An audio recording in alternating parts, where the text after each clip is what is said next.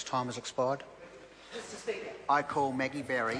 Thank you, Mr. Speaker. It is with pleasure that I rise to speak to this reading of the Public Finance Fiscal Responsibility Amendment Bill and to follow a member on the opposing side of the House who actually proves that Labor can get it right sometimes, because they didn't elect him as a leader. They had the good sense to spurn the unlikable Cunliffe. So there you go, they are doing something right.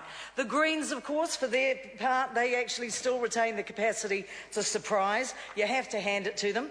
Russell Norman, really the obscure, extinct party guy that he is. He's been backing a failed policy for a long time, and he actually had to try and spin his way out of it tonight. It was a pretty unedifying spectacle, I'd have to say, and really didn't convince anyone, although our colleague David Bennett did try and give him the benefit of the doubt and say that he was trying to be very clever about it. But I think that, in fact, Norman was abducted by aliens, and what we saw tonight was something that is unrecognisable, as the guy who has been trumpeting around the House for the past few months, claiming to be the next Minister of Finance. But we get back to the measure of a piece of legislation that is on the table tonight, Mr. Speaker. It is a piece of legislation, of course, that is entirely consistent with this government's philosophy. The Public Finance Act of the past, in 1989 it came through, has served us very well, but it is time to update, and we do need to have the taxpayers of New Zealand getting a better deal here.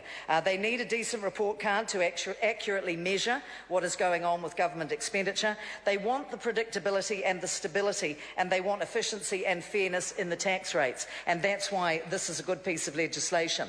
It does require the government to be more transparent. Nothing wrong with that. It is all part of what we do, which is to responsibly manage our finances. It's one of our main priorities, and this is an essential piece of legislation for us.